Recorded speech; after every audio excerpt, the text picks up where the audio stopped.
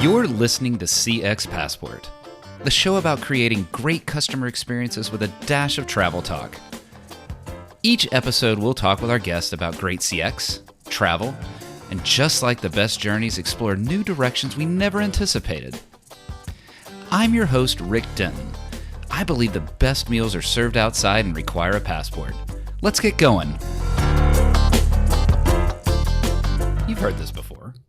The best idea for creating a company is to find something that isn't working, something that's a pain point, and then solve for it. When I met today's guest, Jose Herrera of Hire Horatio CX, that's exactly what he said he did. What I found interesting, or rather one of the things that I found interesting, was the pain point he said motivated him to start this company. I would have thought that it was solved already, but he saw a gap in what existed. Consider that a tease, as I want to get into that in more depth with Jose in the show. Now, combine that desire to solve a particular pain point with a passion to build this endeavor in his home country of the Dominican Republic, creating new career opportunities in his homeland. In what is becoming a recurring theme in CX Passport episodes, Jose's path to CX, specifically helping brands deliver great customer experience through great customer service, wasn't a direct line in his career path. Quite a bit of that non-linear experience saw Jose racking up the miles, crossing borders on global flights. Yeah, I think we'll talk travel a bit. Jose, welcome to CX Passport. Thank you for having me, Rick. It's great to be here. Yeah, let's start right off the beginning. Let's start with that pain point you identified. It's actually one that I think many would say has been resolved, but you saw something different, often the sign of a disruptor. What are some of the stories, the things that you saw that became the muse for your company idea? Yeah, so before starting Horatio, I worked in investment management at Morgan Stanley for 8 years. And as you mentioned, I did rack up quite a lot of miles in my travels throughout South America and Europe. And I was lucky enough to stay at some of the best properties in the world, you would say. And because I racked up so many miles, I was also very fortunate to travel the elite way, I would say. Nice. Yeah. Getting status, and sometimes I consider myself George Clooney up in the air because I was traveling so much. So getting that amazing experience, and realizing that a lot of the brands that I loved did not provide that 5-star experience is the root of why we decided to start Horatio. Okay. Our motto is do what you do best and hire Horatio to do the rest.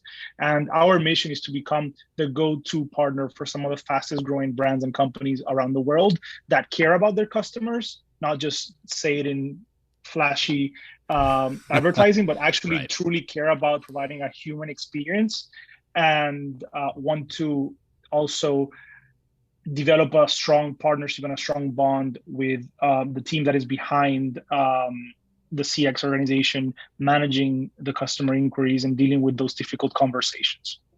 It is interesting how a lot of us have had that experience. We'll achieve top tier with an airline. I've experienced that with a certain airline. I'm going to just keep brands out of it. Or we'll achieve a top tier with a particular hotel chain. And so you would think that the experience when you're sitting at that top tier would be absolutely delightful. And it just surprises you how often the promise of experience is not what's delivered in the actual experience. I imagine you experienced, obviously, some of that as you're describing that. What were some of the things that you came across? You don't have to name and shame brands, but what were some of the things that came that you were thinking, yeah, that's just not the way an experience should be for a great customer? I think the biggest issue that I saw across hotels and brands and airlines was the lack of consistency across the organization when it comes to taking care of your customers. So that was one of the things that I wanted to really hone in on when we started the company, is like making sure that we are consistent no matter who you have on the other side of the communication. So I think consistency is key when going above and beyond for all of your customers, and particularly for your loyal customers. And nowadays we are seeing it with how expensive it is to advertise. I think you need to take care of your customers that you have already servicing and making sure that they come back for more. Yeah. Yeah, absolutely agree. And the reason why I'm kind of smiling, and I know it's an audio podcast, people can't see that, is I guess folks like us that sit in the customer experience space just know that to be true. And we know that there are business results that come around from treating customers that way and delivering these great experiences, or even, heck, use the word consistency, just normal experiences that are consistent across the brand as promised. And it just befuddles me why brands don't do that. So talk to me then, because it's a kind of common pain point, and yet it was something that you chose to disrupt around. So what's unique about Horatio? BPO is this established industry. It's been around for decades, right? So how are you disrupting to solve for that pain point and solve that original pain point? Yeah, so as I mentioned, I think we strive to become a true extension of the companies that we work on behalf of. Okay. And it all starts with the people. And for us, our people are at the heart of everything that we do. We match your company style with a dedicated team of agents that are actually proud to represent your brand values and voice, really understand what your value proposition is, and go above and beyond on your behalf. Mm-hmm. And I think our biggest differentiator is providing dedicated teams that work exclusively for your company. Oh. And that is what really sets us apart from a lot of our peers, because when we do that, you do build a lot of loyalty towards the company, and the quality of the interaction in our experience increases dramatically. So I think that we focus first on wowing our employees. Yeah. Because in our experience, making sure that our employees are happy is also good for our customers. And it allows us to continue to increase satisfaction scores and boost conversion rates on behalf of our clients. And that is something that we see all the time in terms of regular checkups with our clients. We see, one of the things that they say is, it's very seamless. They do feel like an extension of my team. Yeah. I love the fact that I can count on them, and I also love the fact that they are always providing feedback, which is something that we typically used to lose when outsourcing to a traditional BPO partner. This is your captain speaking. I want to thank you for listening to CX Passport today. We've now reached our cruising altitude, so I'll turn that seatbelt sign off. While you're getting comfortable, hit that follow or subscribe button on your favorite podcast app so you'll never miss an episode. Love it if you'd tell a friend about CX Passport, leave a review so others can discover the show as well. Now, sit back and enjoy the rest of the episode. Oh my gosh, there's like 4 different things that I want to ask you about in the answer right there. Oh my gosh. We'll get to employee experience a little bit later, but the thought of they become, the people that you're describing, the dedicated teams, become loyal to the brand. How are you helping sort of get them invested in the brand? It's probably a case that if a brand is somewhere not in the Dominican Republic, perhaps then they can't go visit the brand and immerse themselves in it. So how are you helping build that excitement around the brand that they're serving, their knowledge around the brand that they're serving? How are you doing that for your employees? We first find a company that matches their values and their interests. So okay. if we're working with a dog food subscription company, obviously we like to find people that actually care about pets and dogs or have dogs, right? If we're working for a healthcare company, we want to find people that have some sort of interest in healthcare. Okay. And so I think that what we do very well is making sure that we find that culture match between the company and the team member and fully immerse them into that company's culture, which is a big reason why a lot of our client partners choose to work with us, because they do feel as a true extension of the team. And they're super dedicated to making sure that they're involved not only from answering a simple ticket or a simple inquiry, but also by helping to provide valuable feedback to the company or brand that they're servicing. Yeah. And those insights is what allow our clients to make the necessary changes internally to improve processes that ultimately benefit the customer. That last part is really interesting, and I want to explore that right now. But I was thinking about that.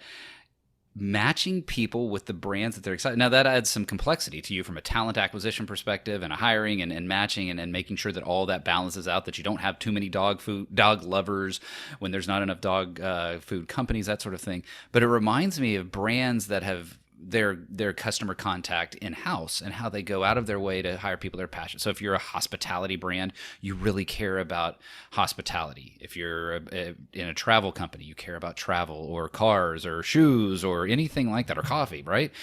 And finding people that have that passion. That I have not talked to someone that has said, yeah, we do that as the BPO extension, that we're trying to make sure that that person on the other end of the phone here's that same level of passion about the product that the customer is delivering. And we hear it. As customers, we can tell when we're talking to someone that's excited about what we're excited about. And you can also tell when somebody is flipping through their script because they don't have a clue what hotel, what? So I like that match there. Now, the feedback part, that is certainly near and dear to my heart. Voice of the customer and total voice of the customer is something that I care a ton about and help companies really explore. But the second kind of tier, right? The BPO is the closest to the customer when they're on the phone, but sometimes that doesn't get back into the company like you described. How have you made that something that Horatio does and does systematically and successfully, getting that feedback from the front line into the source company? Yeah, so we built a very robust data platform that allows us to gather that feedback on a real-time basis. And we schedule a weekly call with all of our clients to go over KPIs, metrics, and actually provide that feedback on a weekly basis. So that allows us to become an invaluable strategic partner to our clients because they rely on our data and our analysis to make sure that they are relaying that information back to HQ and to the different departments that need to make the necessary changes. So I think for us, we've built a lot of automation when it comes to gathering that data, and we encourage our team members to escalate things that require immediate escalation that cannot wait a week, right? Yeah. And make sure that it goes through the necessary channels. So we're constantly looking at ways in which we can provide that valuable feedback that you tend to lose when outsourcing. Yeah, and I'm wondering, so you have a wide spectrum of clients, right? And some of them may be very adept at absorbing that customer feedback, and others it may be a novel idea to them or things that they just have discarded in the past. How are you helping the companies that have hired you to then be able to successfully take that feedback in and improve their companies? Yes, it's all about establishing a strong partnership with our clients and building out that trust over time so that they understand how we think. And because we've done this for over 70 different clients across different industries, we know what to look out for, and we bring up great ideas and great insights that even the largest clients that we service have never seen before, have never thought before, because they've just done it in a particular way for so long. And you need some sort of like disruptor to come in and provide these innovative ideas that really transform your CX and elevates your brand or your company, which ultimately creates a lot of happy customers. Yeah, so boy. It's all about establishing that partnership and that trust. And not all clients are a good fit for us, right? Like we want to establish relationships and long-term partnerships with people that actually value our feedback and actually want to work with us, right? That's I hear some secret sauce. You may ask me later, hey, Rick, we got to delete that. I don't want to reveal our secret sauce there, but I like a lot of what I'm hearing there. Now, we're talking a lot about Horatio CX, and you are living the customer experience world here. You talked about a world that was decidedly non-CX before. What was your pre-Horatio career like? How did that take you to the CX world? Yeah, so pre-Horatio, I was in business development and fundraising at Morgan Stanley for 8 years. And I think that there are a lot of similarities between servicing clients in the financial services industry, which is also very demanding.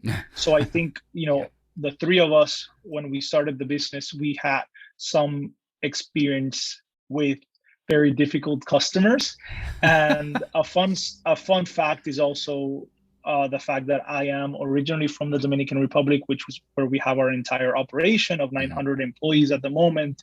And I actually worked at one of the traditional BPOs when I was a young professional before before moving to the US and pursuing my college degree. I worked at one of these BPOs and learned the pros and cons of the industry and what are some of the things that we wanted to do differently. Ooh, I'm going to ask you about employee experience later, but I got to imagine that you, having actually served inside of a BPO, that had to have created some incredible insights into what you want to do with your employee experience. But save that. We'll talk about that in a second, because I can't wait any longer. You've got so many airline miles under your belt, and usually this is the time in the show that I just get itchy to talk about travel. And so I am curious. You've traveled all over the world. You were that George Clooney up in the air. What are some of the differences you've seen in customer experience that you've observed around the world? I think two things. I think, from airline standpoint, obviously, the more status you have, the better treatment you get. In theory, in theory, but overall, yeah. it's something that you notice immediately, especially when I lost my status after traveling so much. It was a big adjustment. And the other thing that I would say is there's a lot of differences culturally when you travel. I just got back from Spain, for example. I love Spain. The food is amazing. They have probably the worst service. They compete with France for the worst service in the world, in my opinion. It's just a different cultural approach. And when you go to Latin America, for example, we tend to be warmer. And the same goes for the US. Here we prioritize customers and, we're a little bit nicer. So you definitely see those differences. And when you go to Asia, right, it's a different type of respect, and it's a different type of doing things. So super interesting. No, I would say, we've gathered a lot of good ideas from everywhere we've been to around the world.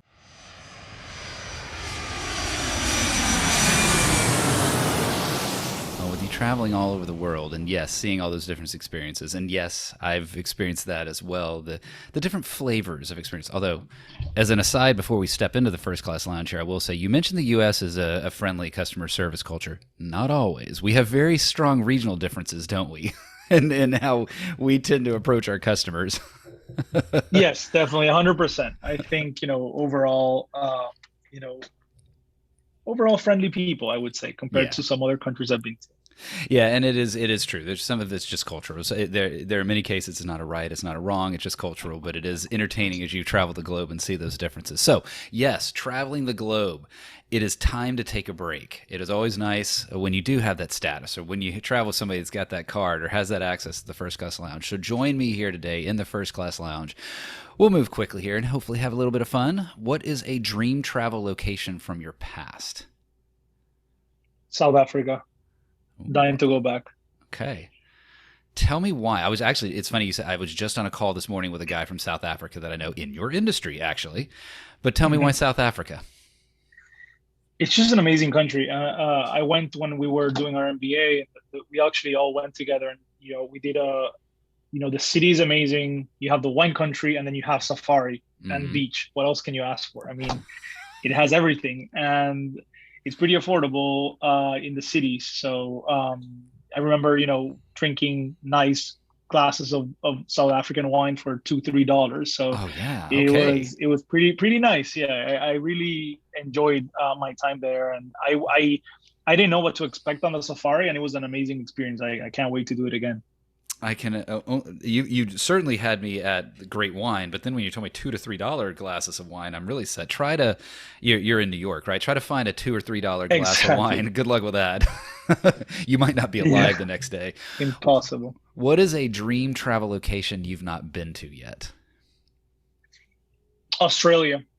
I'm dying to go to Australia. It's so far that I've never made the leap, but it's on my top list of places that I want to go. And I'll always ask this. Tell me why. Why Australia? It sounds wonderful, right? I'd love to go there too. But why for you? It's just I just want to learn more about the culture and travel around the different cities. And I think it's a massive region that I would love to explore for a couple of weeks when I get the chance. I think we are exposed to a lot of that culture here in the States, but we haven't really experienced it myself. Right. And we get the highlights or the cliff notes, if you will, summary version of the Australian culture. To really experience it would be absolutely delightful. You talked about food. It's near and dear to my heart too. What is a favorite thing to eat?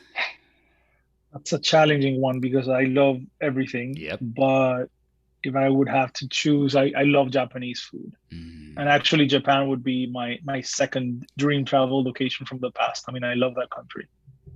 This is interesting. One, I love Japanese. My daughter and I actually just went to a Japanese ramen shop that's a setup shop here in my hometown, and phenomenal. Wonderful, all of that. But it's interesting. I've now had Japan come up several times in the podcast recently. There must be something kind of infusing the air that people are now wanting to try. Maybe because we haven't been able to because of COVID. And now, hopefully, they'll start to open up Japan.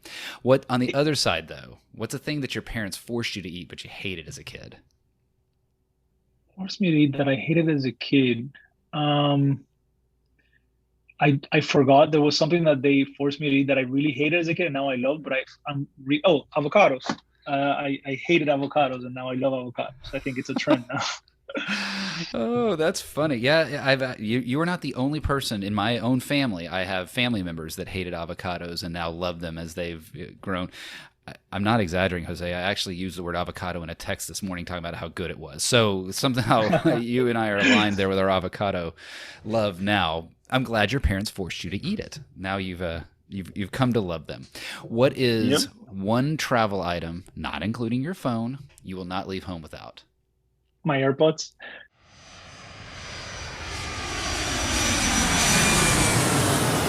Jose, I'm sure creating a company centered in your home really satisfies the business realities, but also as a creation of love for your heritage, where you grew up, kind of your homeland, right? What about the Dominican Republic inspired you to create and grow your company there?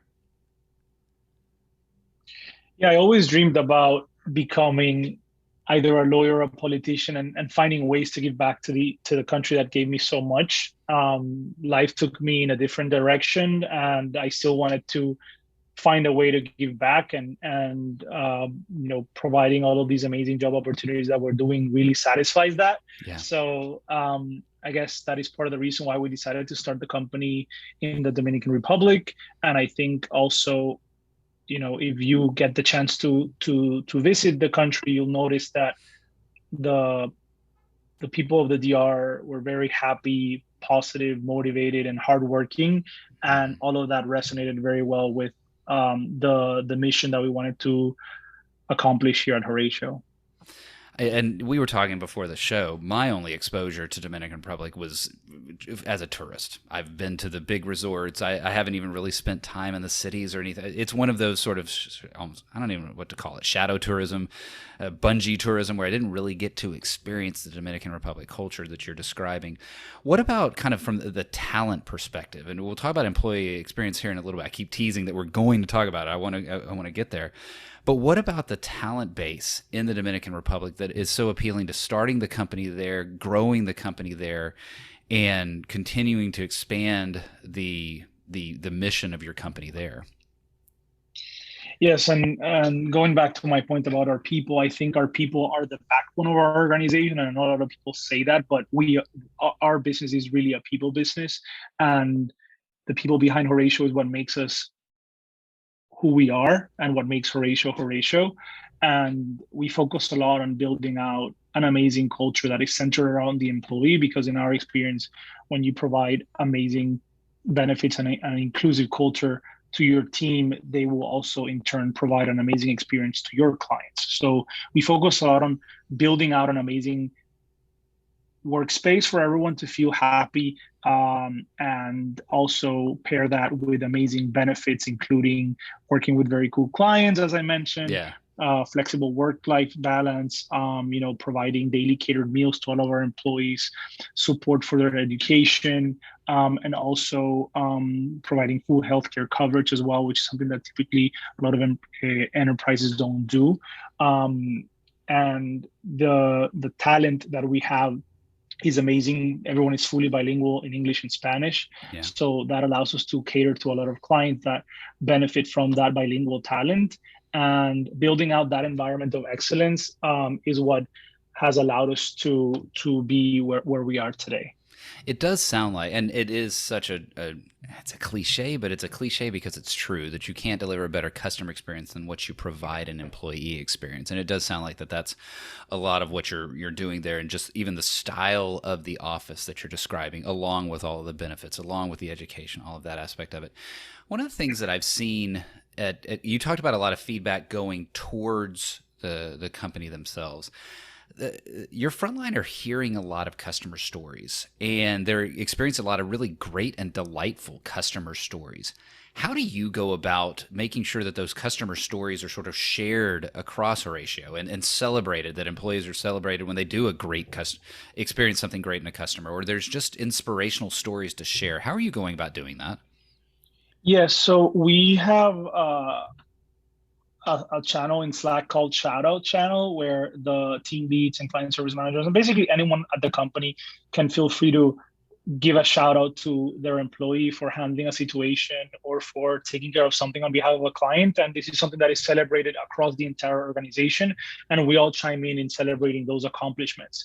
On a monthly basis, we also recognize the top performers. And it's something that goes a long way because, as I mentioned, we're not in a space where people are contacting us to compliment us on how great we're doing. Yeah. Everyone typically reaches out because they have a problem that they need solving. So when you solve that problem, it always goes a long way when you are recognized for that amazing work. And that is something that we stress from the beginning when we are training our leaders and making sure that they're taking care of their team members and recognizing the hard work that they're doing day in and day out. I also host a monthly Ask Me Anything session where the entire company can feel free to join and ask me literally anything they want about our plans, the company, what we're doing, and answer any questions they have about the business or anything that they would love to have or anything that they want to bring to the table. And it's a great time for me to really understand what's going on and for me to work with the rest of the team in making the necessary changes to continue to improve our employee experience.